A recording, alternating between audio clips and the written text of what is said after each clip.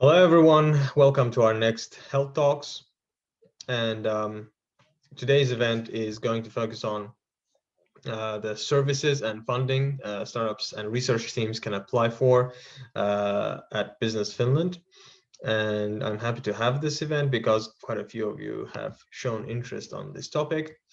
So for those who don't know, Business Finland is a governmental innovation funding and trade promotion agency with four main tasks, them being innovation funding, supporting Finnish companies' internationalization, driving international investments to Finland, and Finland's travel and tourism promotion. And our speakers from Business Finland will be tackling these subjects. And I think the first one being Kari, who is the head of Smart Life Finland, will tell about his project that he's in charge of and a bit about the background of the Business Finland. So, Kari, off you go. Public sector, they can deal with the multidisciplinary issues reaching and across verticals, and they can also have the economic scale beyond the capabilities of any individual company. A couple of examples on that. Laurea Health Network is a Helsinki University hospital district driven ecosystem which has been in place now for a couple of years. They are very much a development organization that they create projects which can develop solutions for healthcare. And some of the examples of the project they created include acute leukemia care, rare diseases, home dialysis, juvenile and gestational diabetes, head imaging with AI, and health village. And as you will see on the slide, they are also expanding. So Roche, as an example, just recently announced that they will join the Laurea Health Network ecosystem here soon. A second example of an ecosystem thinking is another one which is rather well known. It's called FinGen ecosystem. So what they do is based on combining genetic information with health data from national health registries, they run a personalized medicine project who are sequencing 10% of the population of Finland for the genome. 500,000 people is the goal. So they are a joint project between 12 big pharma companies and research. They are funding 100 million euros. 20 million of that is coming from Business Finland, 80 million from big pharma. So very, very important project and a great example of results that can be achieved by combining forces between public and private sector. So I think with that as an introduction, I'll turn it over to the next speaker.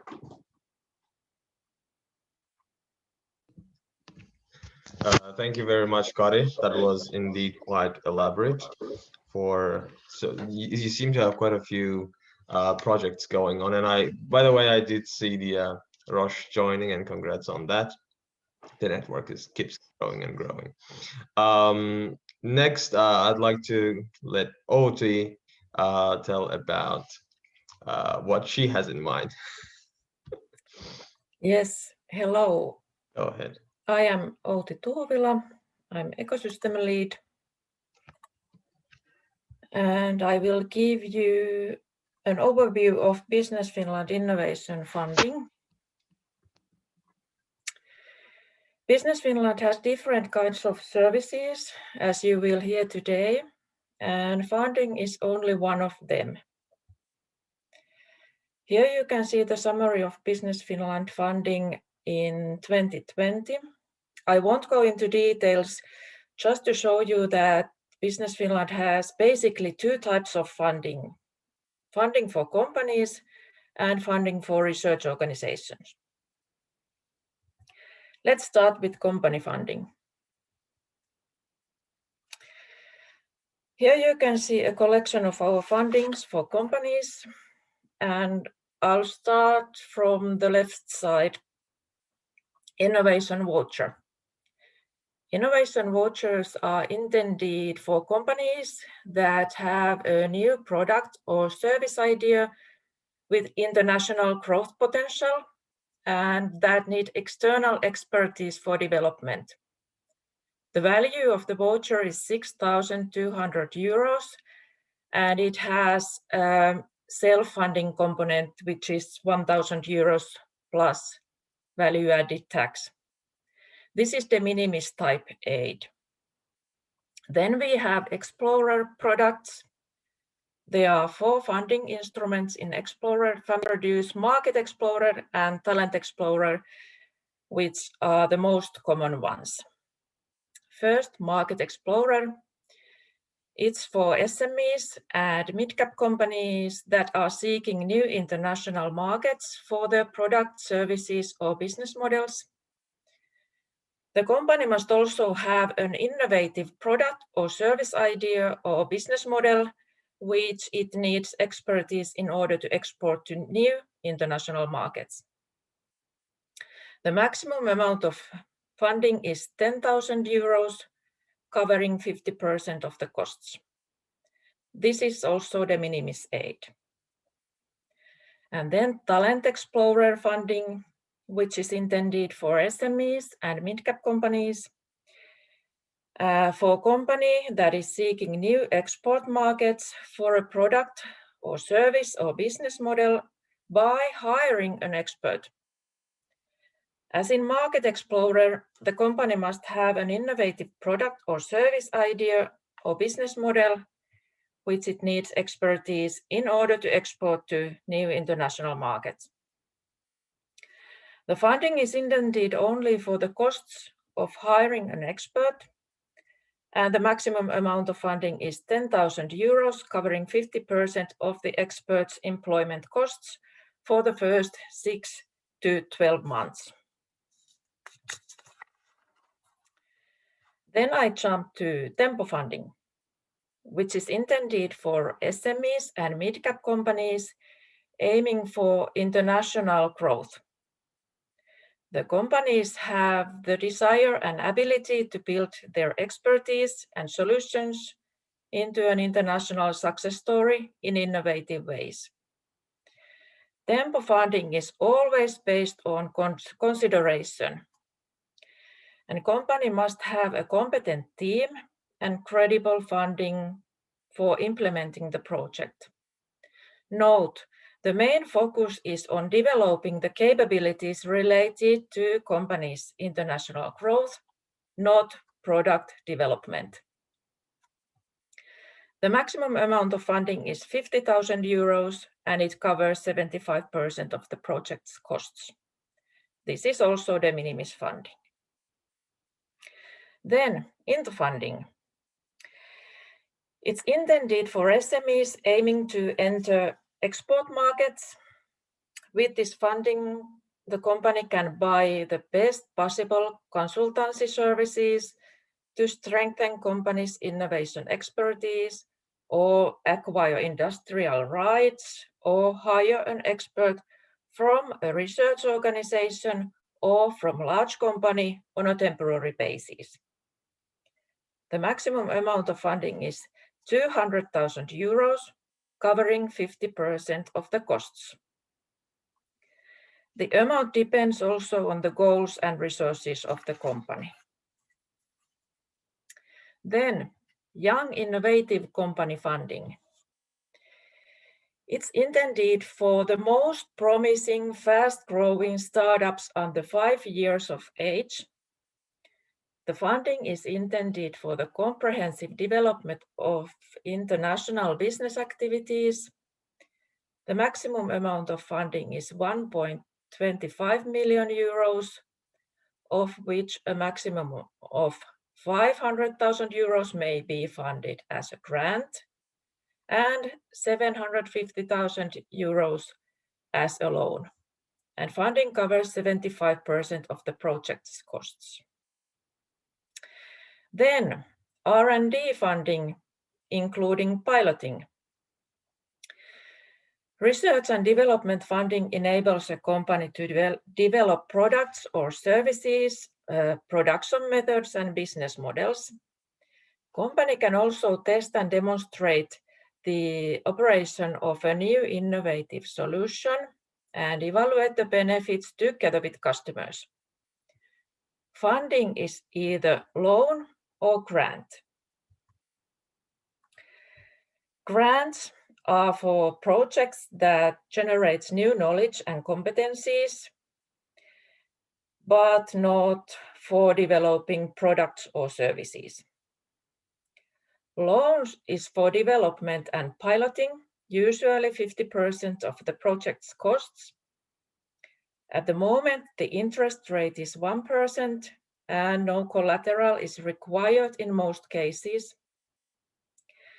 If project fails or its results cannot be commercially exploited, the loan may be partially converted into a grant.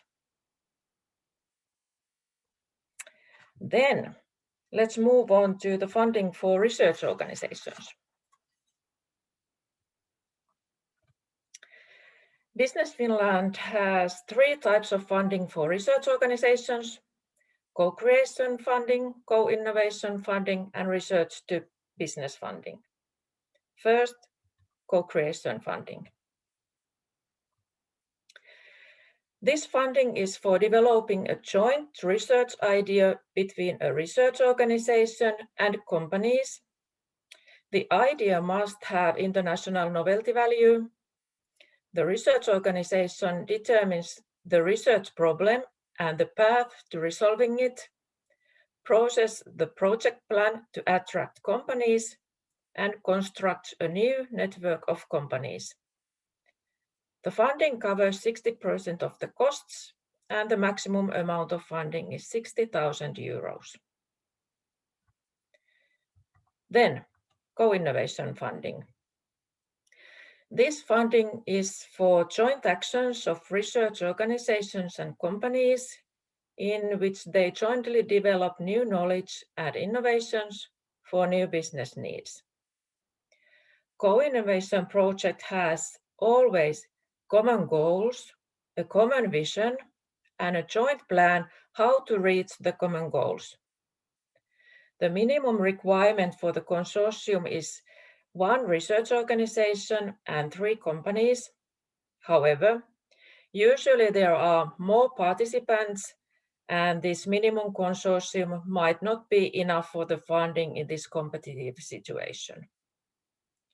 Funding for research organizations is 70% of the project costs, and for companies, as described earlier, based on their project type. And finally, research to business funding, so-called R2B. This funding is for research organizations to prepare the commercialization of their research idea and promoting its development as a new business. The applying process includes a project pitch to Business Finland advisors before submitting the application.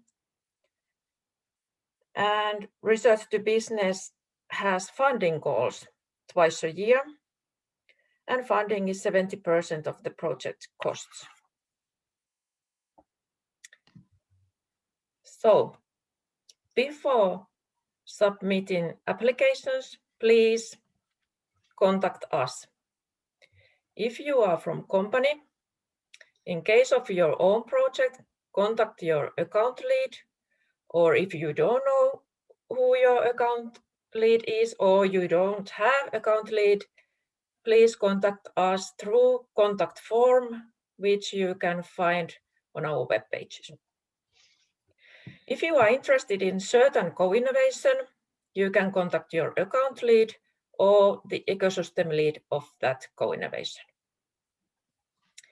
And if you are from research organization, first contact your innovation services team, and then if you are planning co-creation or co-innovation, you can contact our research funding team here, or ecosystem lead if that is already named for the certain co-innovation or co-creation. In case of research to business, the contact person is Jaana Rantanen. This was just a brief overview of our fundings, so more information you can find from our web pages. Thank you. Thank you very much, Oti. That was the ecosystem lead from Business Finland. I would like to thank you really for such sharp presentation with very precise numbers and details, going very exactly into each option. And now we have Q&A for you. I hope we have audience bubbling up with questions. So guys, feel free to either post in the chat or just turn on your mics and cameras and ask it in person. So either option is fine.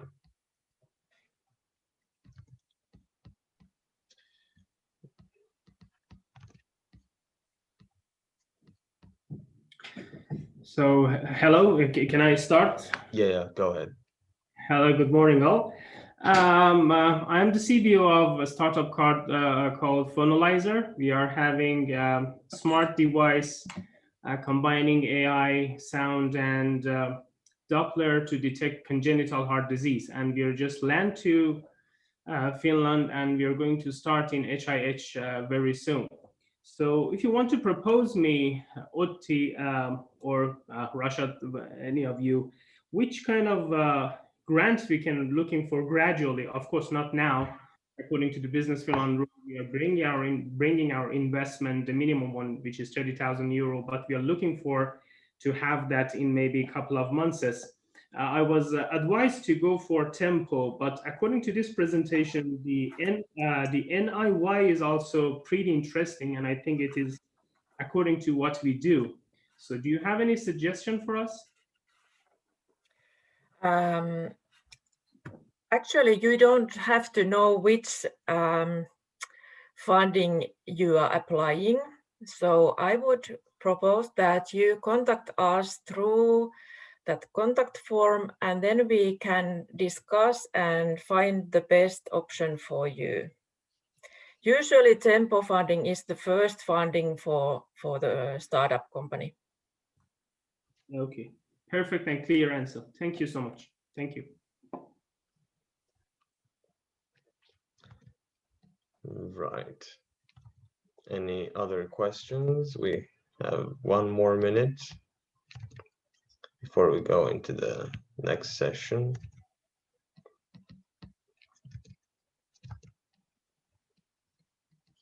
And by the way, congrats, Ahman, was it, I think, on being accepted into HI. Yes, it was not an easy job to do, and I'm happy at the moment.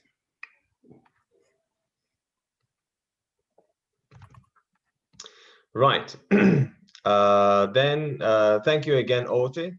Now I'd like to ask Kaisa to give her presentation. She's the program manager at Business Finland, and she'll be talking about EU funding opportunities in health and well-being.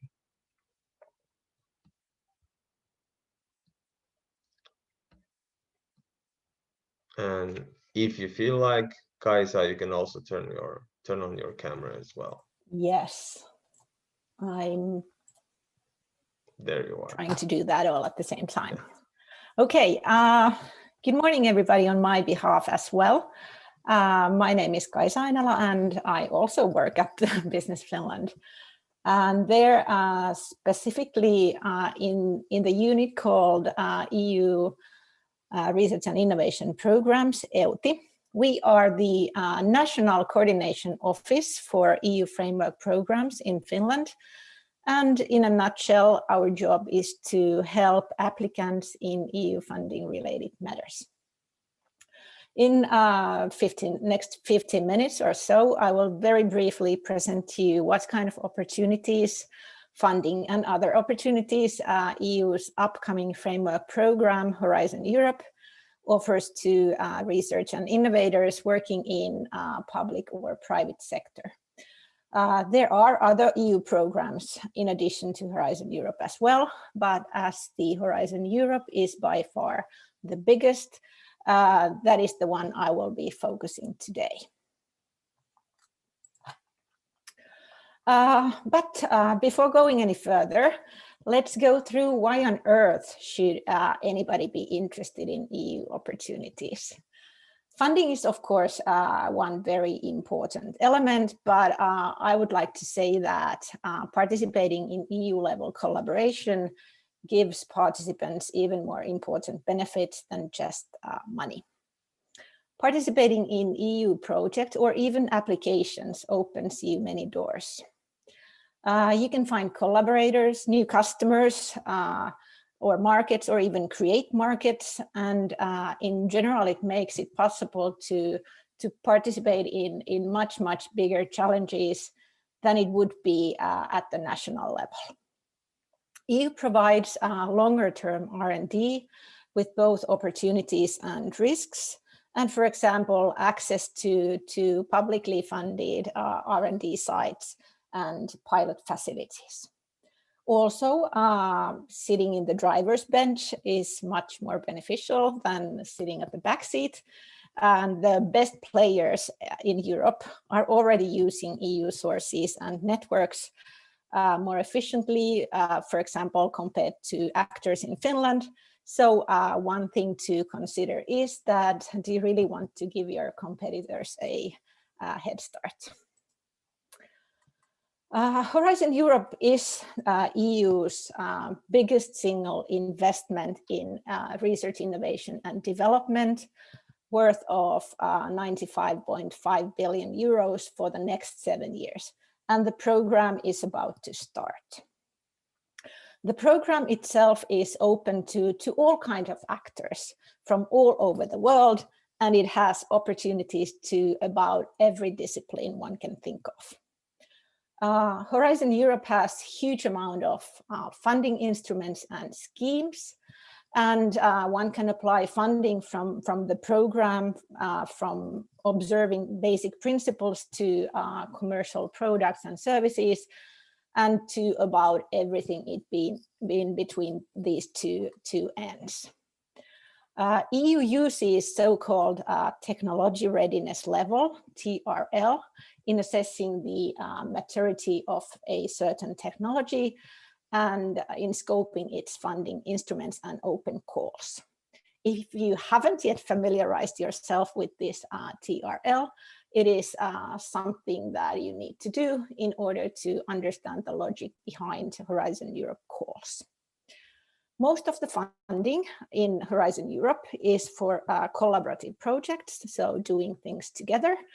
But there are also some instruments that just one organization or researcher can apply. Then to concretion, Horizon Europe, so-called Pillar 1, offers funding for basic research via European Research Council, ERC, and this is for individual researchers and their excellent research ideas. The sole evaluation criteria in ERC is excellence. Horizon Pillar 1 also provides funding opportunities for research mobility and research training. These are called Marie Skłodowska-Curie actions, and there are schemes for both individual researchers as well as consortia. And the funding is not only targeted for academic sector, but also companies can apply and receive funding from Marie Curie, for example, if they hire a researcher to their research project. And then this Pillar 1 also funds research infrastructures. If you are interested in hearing more about these, any of these schemes, please join the info webinars you see on the slide. Then we go further to the second pillar called Global Challenges and European Industrial Leadership, competitiveness. So most of the funding, almost half of the whole program, is allocated to projects that are done in international consortia in 6 big thematic themes or clusters, as they are now called in this current Horizon Europe program. And by the way, 8.2 billion euros is reserved for health and well-being topics in the next 7 years. All kinds of participants can join these projects: academic sector, research centers, all kinds of companies, hospitals, cities, municipalities, third sector, and so on. And the participation is open to participants all over the world. The minimum requirement in these projects is 3 individual actors in 3 different EU or associated countries. However, in practice, the number of participants in one consortia is always bigger. Most of the funding is grants, and the funding rates are pretty good. Also for companies, 70 to even 100% for companies too. This is top-down funding, which means that the content of the calls are predefined by the Commission in advance. And actually just today, EC has opened some COVID-19 related consortia topics, which can already be found from EC's so-called funding and tenders portal, which is the sole information base for these calls. Rest of this year's calls, about 20 individual topics in health and well-being theme, will be opened next month. These individual topics are very manifold, and they are varying from, let's say, from mental health and illness to digital or AI tools, or from indoor air health quality issues to cost-effective health innovations, or from medical devices to enhancing patient safety, just to mention a few examples. Next week, on Wednesday, we are organizing an info webinar on these calls. So if you are interested in hearing more about these, or if you want to matchmake with some of the Finnish other stakeholders, please join this webinar.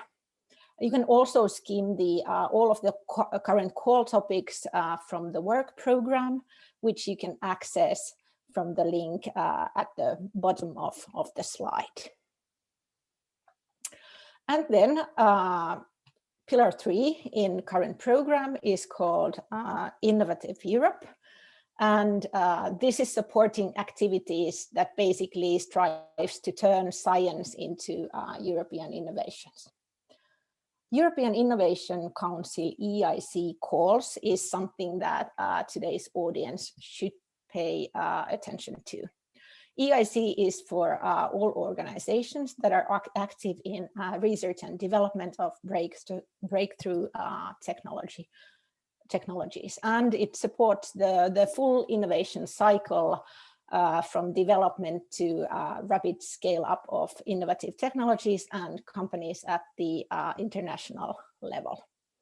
EIC has also one instrument for single SMEs, and this EIC accelerator funding is for SMEs that are developing breakthrough technologies or innovations which are not yet mature enough to attract sufficient private funding.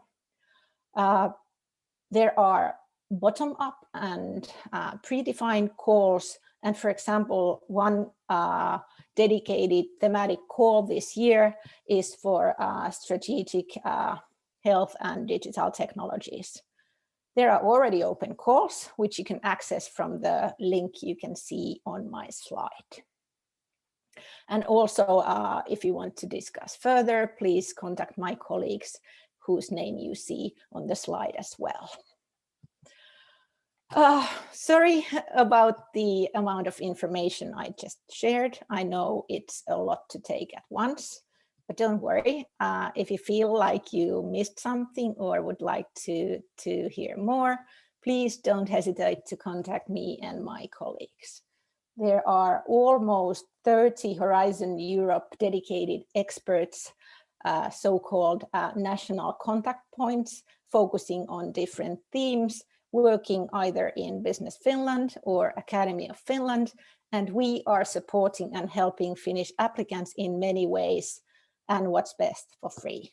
Our services are free for all Finnish applicants. And then before ending, let's sum up. Horizon Europe is providing so many opportunities that there is certainly something for any of you and all of you. However, you need to crystallize your own strengths, your target, and start to build your strategy towards these EU-level opportunities. There are dedicated people that can help you in many ways, but nobody can do things for you. EU funding is competitive funding, and competition is always high. So please reserve time and effort to educate yourself to funding opportunities and the upcoming calls. Participate on information events and training events. There are a lot of them this spring as the program and its first calls are just opening. Ask help, ask from us in Business Finland or from Horizon Europe national contact points, and of course from your own internal support services if you have them in your own house. All relevant information regarding these EU calls and how to apply can be found from Funding and Tenders portal. So why don't you visit and skim the currently open calls already today. Well, that was it. Thank you a lot. I'm happy to take in any questions you may have, and you can of course always drop me a private mail to discuss further afterwards as well. Thanks. Thank you very much, Kaisa. That was another very detailed and very clear presentation from Business Finland.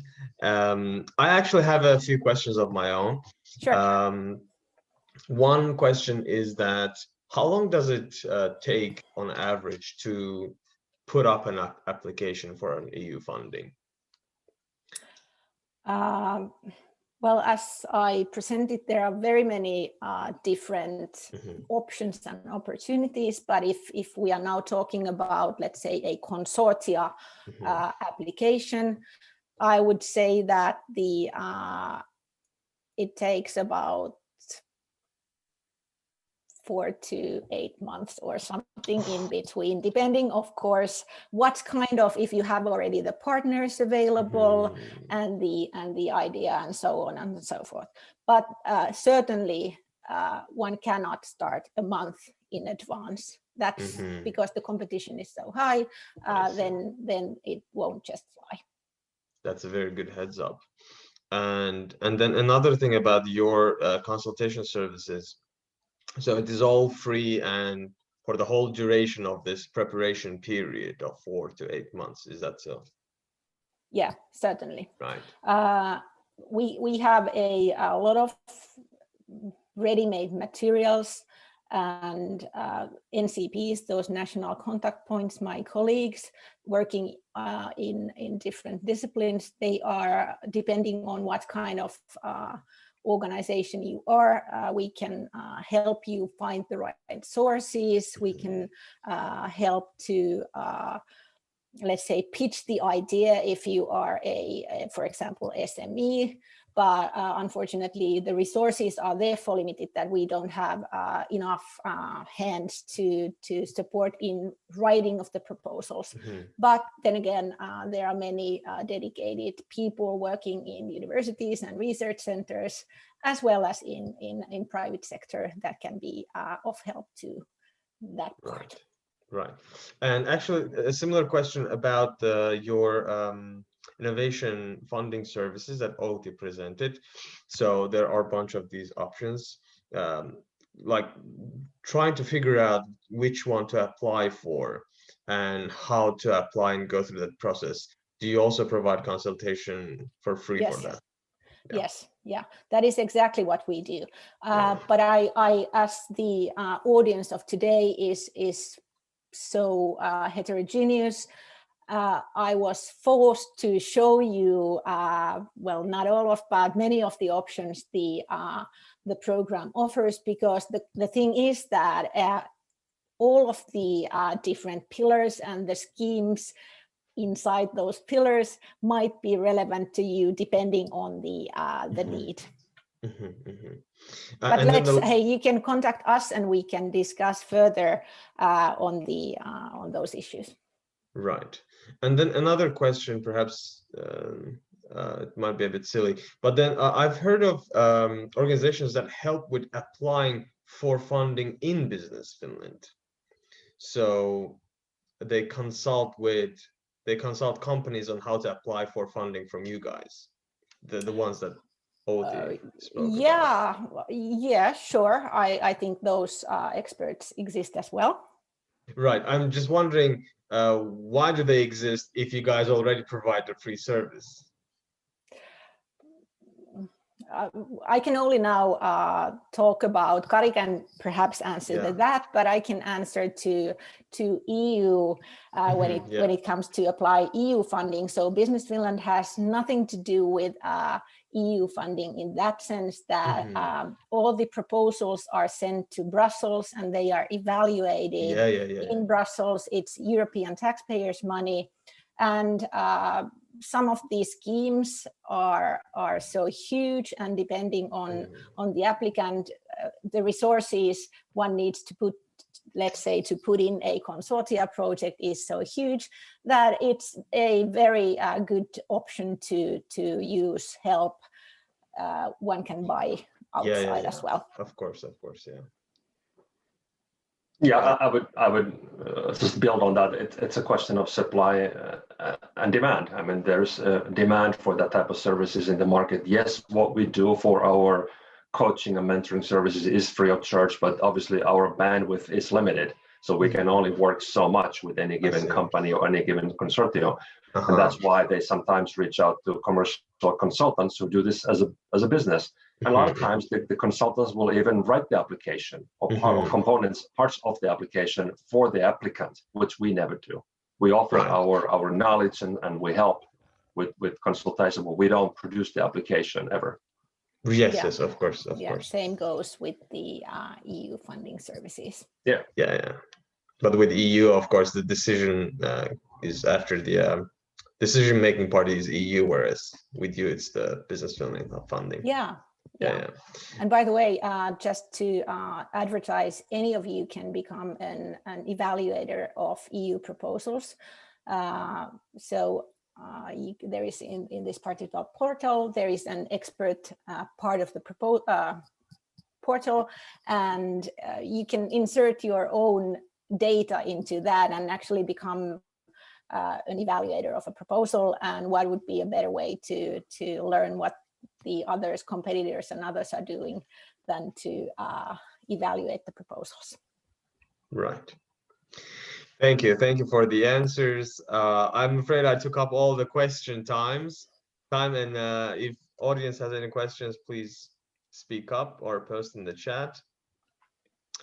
If not, I would like to give the turn again back to Kari to quickly present Smart Life Finland and Personalized Health Finland programs. Okay, thank you, Rashad. Can you confirm that you can see my screen now? Yes, I do.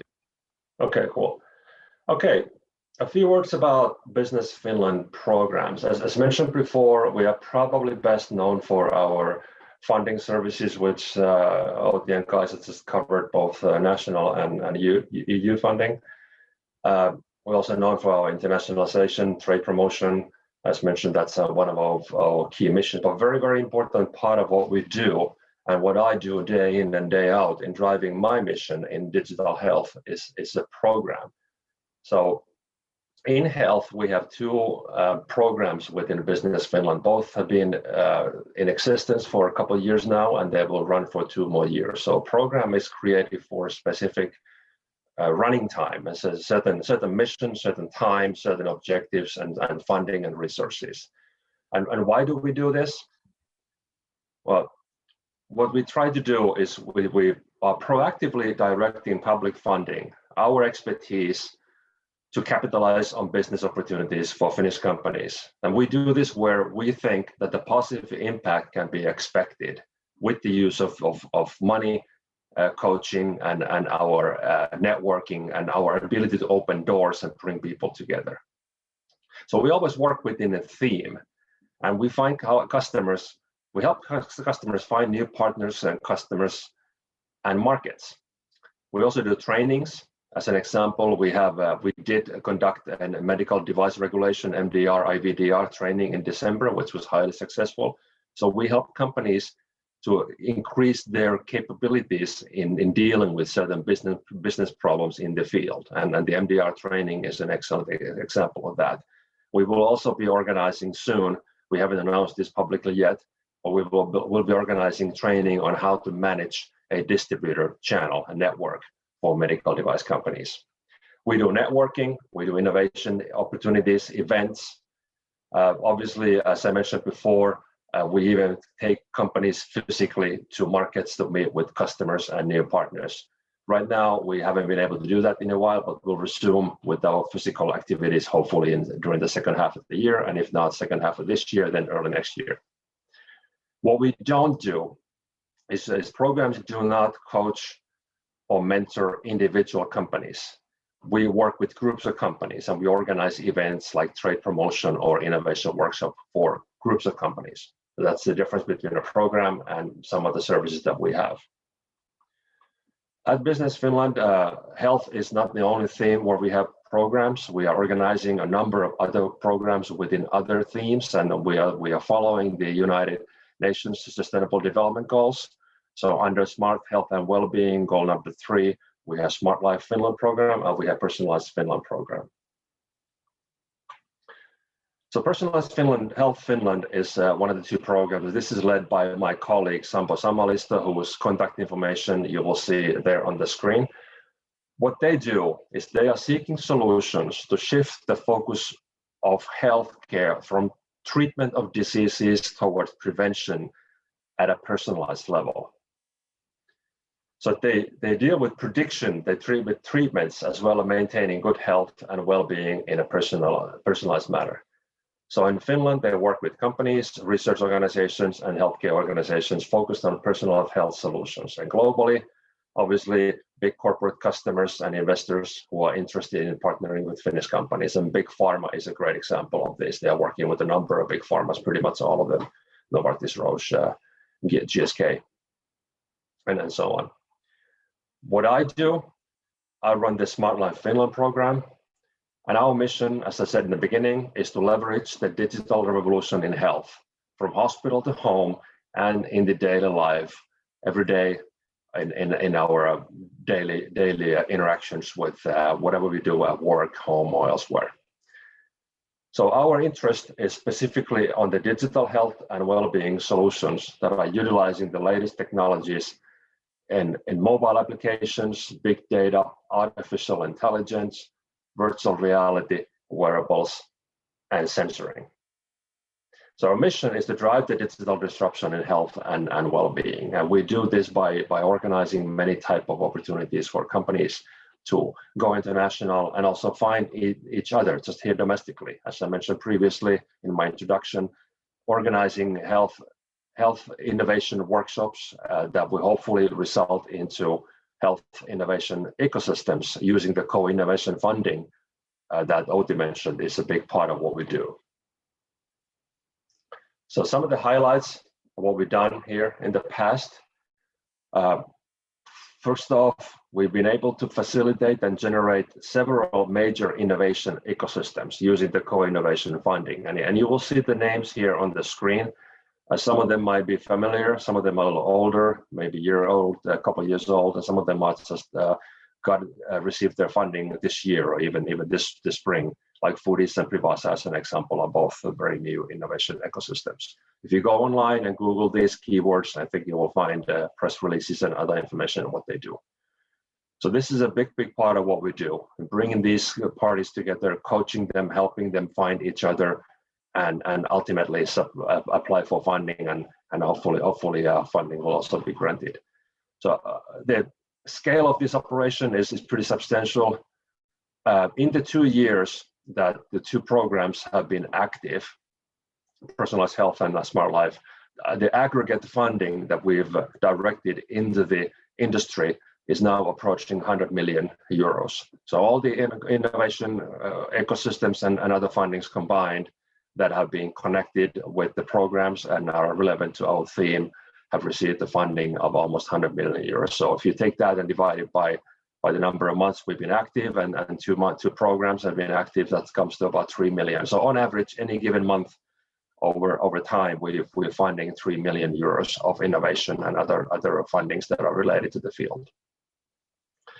A big function that we do, I mentioned previously, is to attract investment in Finland. We know that there's a chronic shortage of capital that can be applied to new innovation that generates new products that we can take to international markets.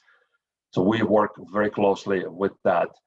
Business Finland actually has a separate function for that. It's called Investment in Finland, IIF, which do this as their main part, and our programs work very closely with that function. As a big activity or event connected with that is the European Health Tech Investment Forum, which we just ran about a month ago in a digital format.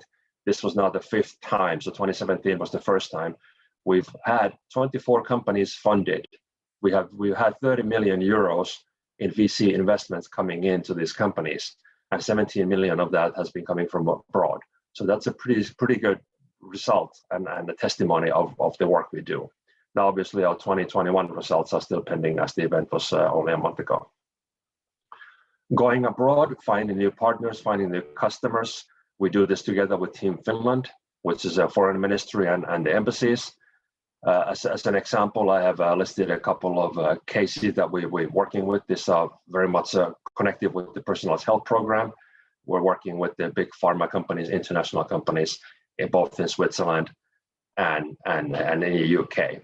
And you will see a couple of Finnish startups mentioned. The names might be familiar, who have gotten their funding and their collaboration going with big pharma with the help from us. Obviously, what would happen here, you go made that model impossible. So what we do is what we can. However, over the past year, we've also been very active in the digital space.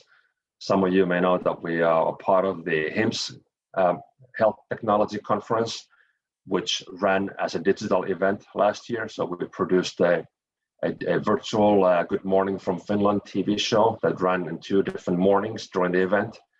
We had some Finnish companies also there presenting their product and services.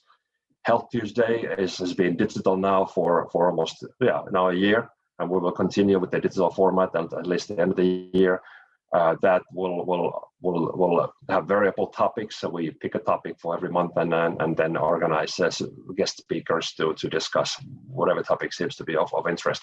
The next one coming up in June is now not the next one, but the one after that in June is discussing the test beds in Finland, and the one now in May is on a regenerative health.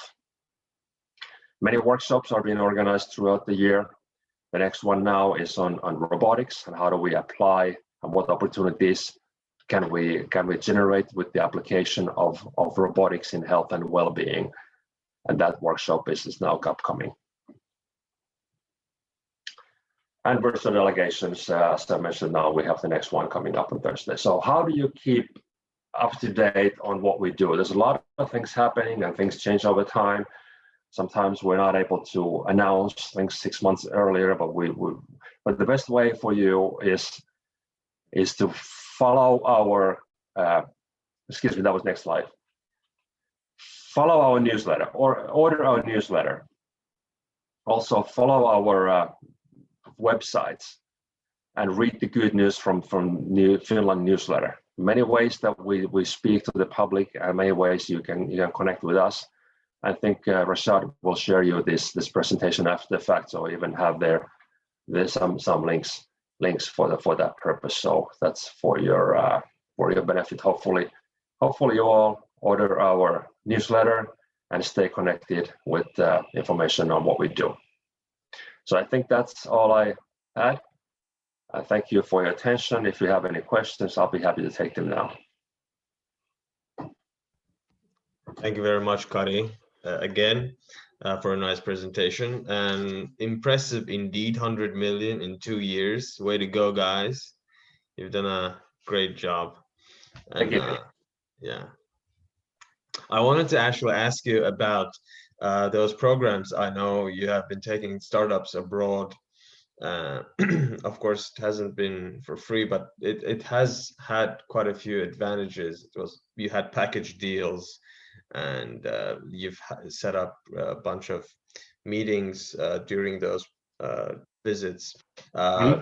During these Corona times, obviously you haven't been able to do that. How have you pivoted those opportunities? Well, first off, what we did a year ago is pretty much overnight. We went from physical to digital. So that applied to our events like Health Tuesday, as we know, but that also applied to our trade promotion. So what we've done over the years is several virtual trade delegation visits. Some of them are high profile, ministerial level, like the one now coming up on Thursday. And we also did a similar ministerial delegation to Germany last year. And we've done many smaller ones. When we bring these parties together, as we are now, discussing, giving presentations, giving the opportunity to network and find new partners. Well, we do what we can in the digital world, but obviously nothing will replace what you can achieve by bringing people physically together to the same space. And that's what we are all about. That's the model that we want to, as I mentioned, we will go back to as quickly as we can. Having said that, I think the digital space will, in the future, it will still have its role. So I think some events will still make sense to have in this format, whereas for others, and it certainly makes sense to bring people together. So innovation forums are typically a lot better done in person than digital. And also when you work with internationally, when you work with cultures who value the fact that you know the person as opposed to just knowing the product, I think that's where especially we need to go back into the physical way of doing things. And a lot of those cultures, as we know, are from the Mediterranean countries or Latin American countries. As long as you're dealing with maybe the UK, Northern Europe, Finland, Nordics, you can achieve more by just explaining what I have as opposed to the person really having to know you in order to trust you. That's probably true, but I would still say that trust is a big issue in Finland too. So I wouldn't. There's no substitute to physical interaction. It has a big value, and I think we're all seeing that by not being able to do it. Yeah. Well, thank you very much for the presentation and for your insights. And I think we have a question from Patrick. Yes. Hi. Thank you for recognizing that I turned my video on. I hope that would substitute a raising of the hand. Kari, thank you for your presentation. I am with a Dutch workplace wellness company, and we have created a package specific to the pain points of extended telecommuting during lockdown processes that we're getting with COVID-19. We have a digital component to this. It's basically semi-self-guided.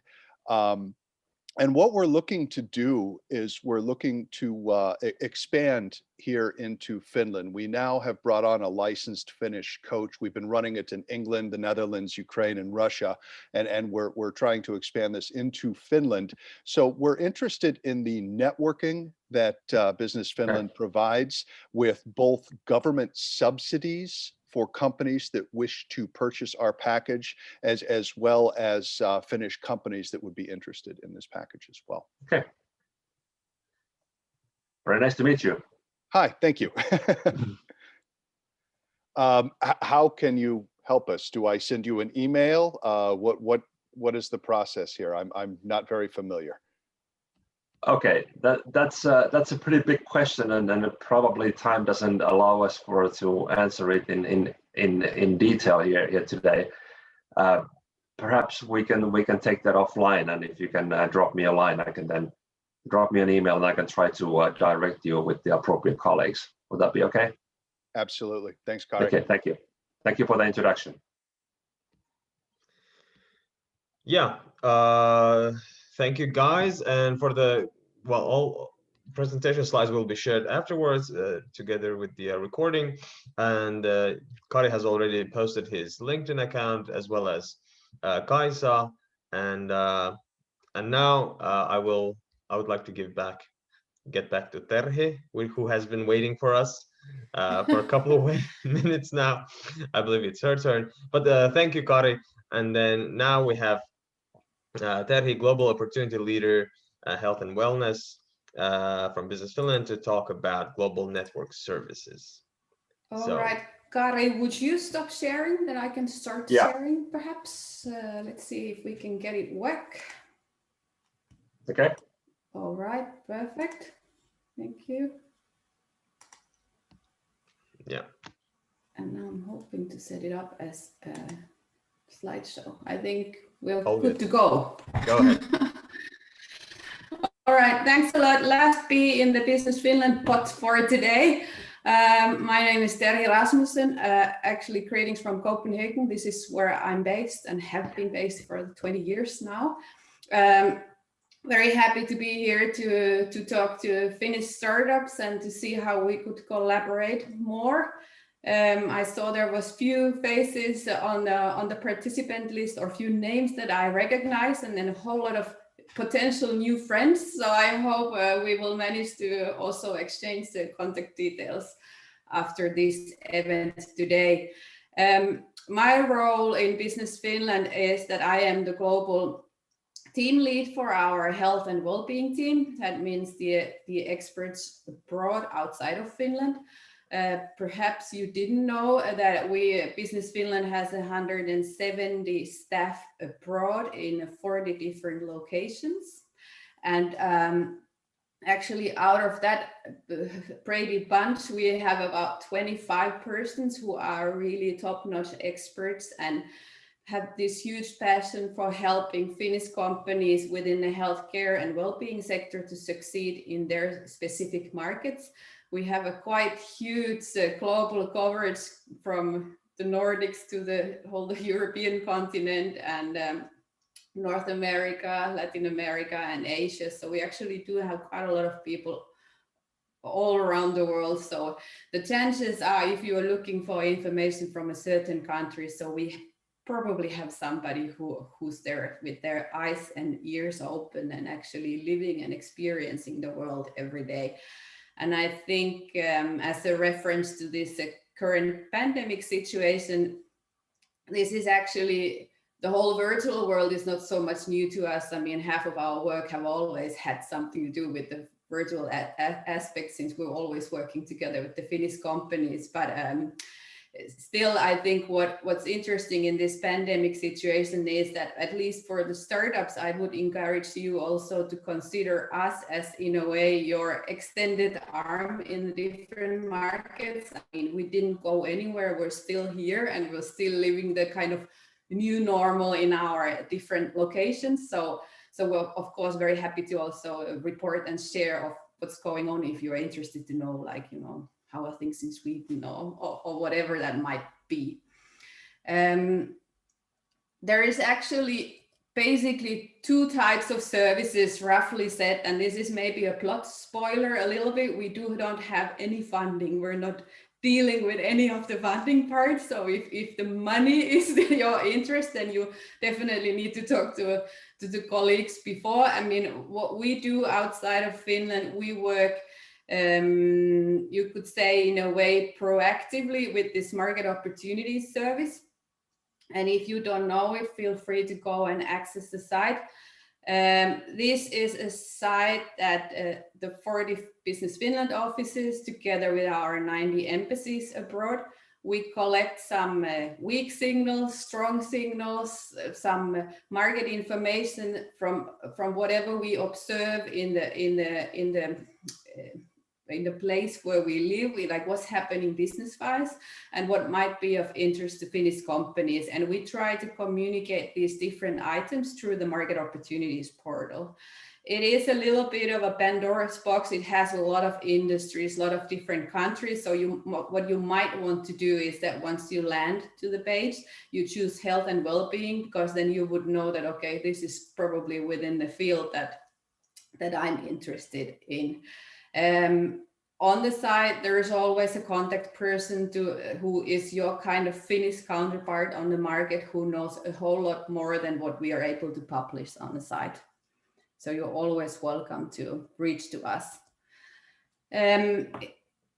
Perhaps in order to reflect a little bit of what we see in the global team at the moment of what's going on in the markets, in the center of the slide, there is the digital health sustainability and recovery. Of course, digital health was already kind of going on prior to the pandemics, but we all know it got a bit of an extensive push to the pandemics. Of course, now what's going to be interesting to see is that once the pandemics kind of settles down, what happens to this drive in digital health? Obviously, it might dip a little, but I think there is a lot of attitude change that is coming with the experiences from the pandemic. So I think there is definitely a certain push that will drive the digital transformation further. And at least we experience it quite a lot of course, there's always been guys like US and UK who always been kind of first movers, and UK heavily investing in AI and healthcare and different things. But there's actually also quite a lot of things going on within Central Europe, Germany, France, Poland, a lot of initiatives and national strategies supporting in upscaling the digital health activities. I think it all kind of nicely goes together with the sustainability factor. I think sustainability understood from a bit of a two different point of view. One is the sustainability of the healthcare systems, as we have experienced during the year and a half here. We've been experiencing that, okay, this is definitely something that needs to be dealt with. Prior to that, we always talked about the chronic diseases and the aging population, but now the sustainability of the healthcare systems, it's also, there's a lot of different nuances that are coming up. The kind of other shade of the sustainability is the literal meaning of the word, in terms of looking at the sustainability of the healthcare service providers, operations, or the life science operations, life science sector operations. So this kind of environmental impact of those sectors, there's becoming more and more focus on that, and there is definitely a certain even business potential that we see in that. And then in the last kind of main thing is this whole recovery. I mean, in the markets here, we are looking really close to the EU recovery funds and trying to be up to date in terms of where would those money be allocated. A whole lot of it is going to be channeled to hospital construction projects, pretty much in many countries, but very much in the Central and Eastern Europe. So those are certainly some of those things that we will also looking forward, and will explain a little bit more of what is there and how to tackle that. Then a couple of other tracks that I thought I'd like to mention is one is out of the chronic diseases. Of course, out of the diseases, you could probably choose kind of any kind of specific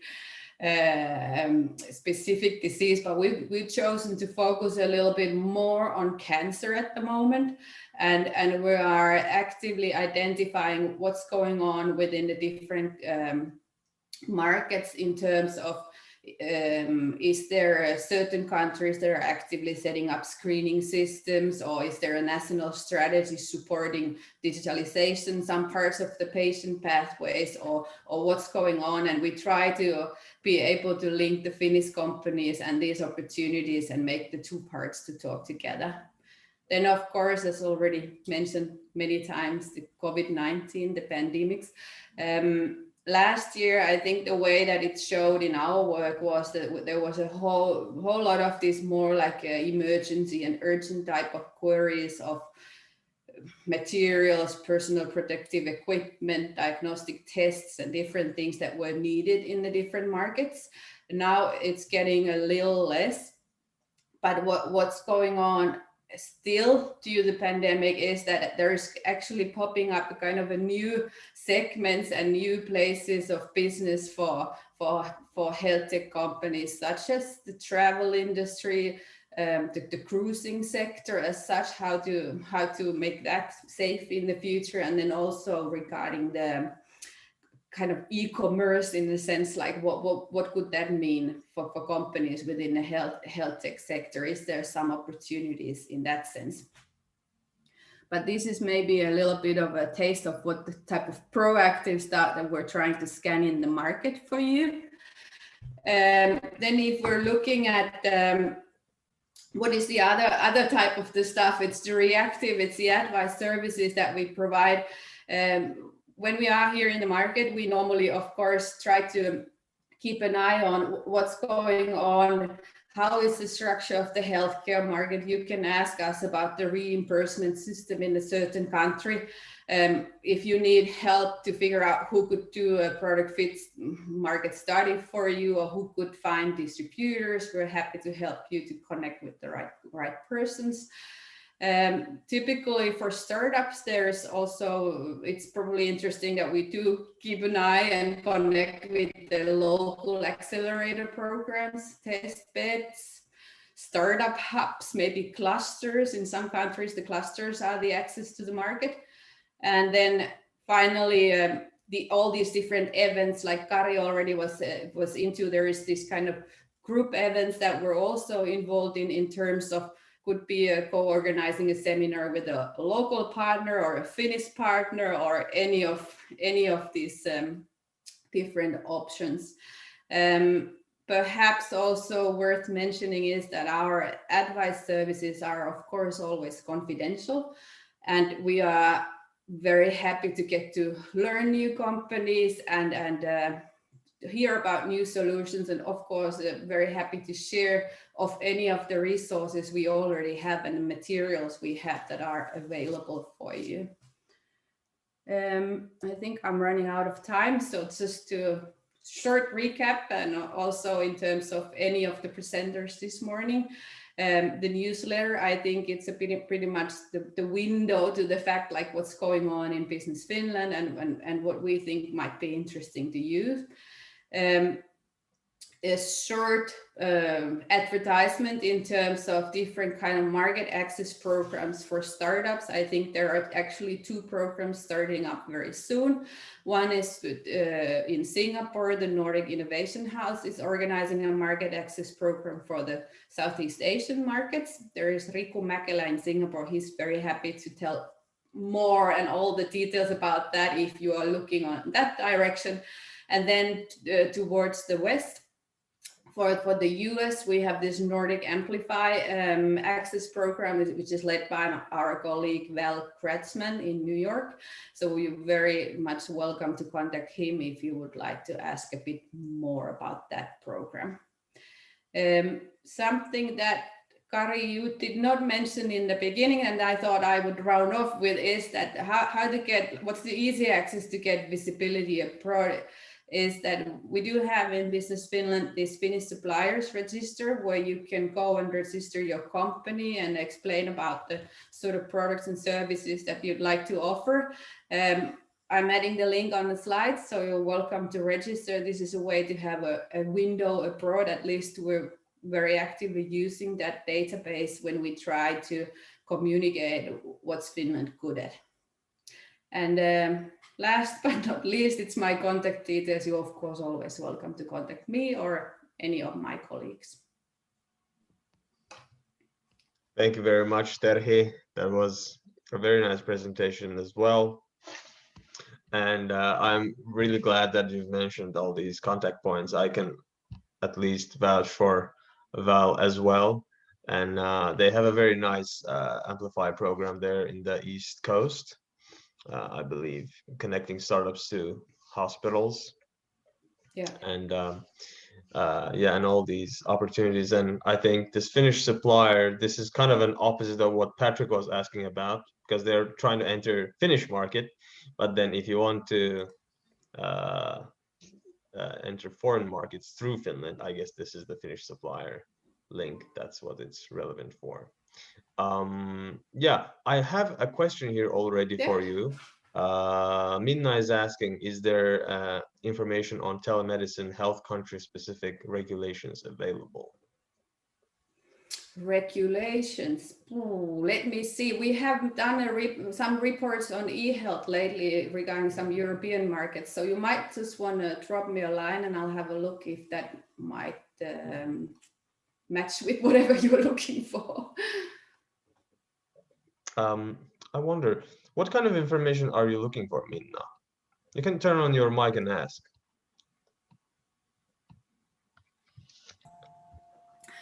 Hello.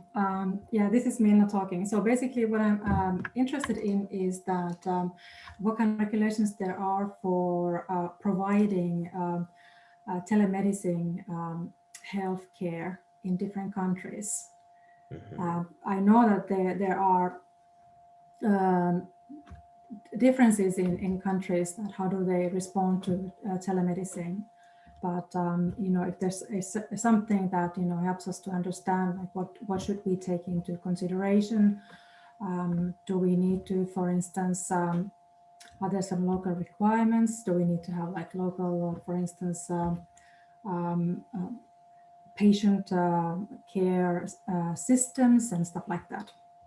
Yeah, Minna, perhaps we'll have a chat offline because I'd like to hear a little bit more what's the solution about what countries you're thinking about, because then I might be able to connect you with some of the colleagues on different markets. But we certainly, from most of the European markets, we have information available regarding that, and actually even outside of Europe on some markets. So let's have a chat then and try to see what is the ones that you would like to be able to compare. Perfect. I will contact you.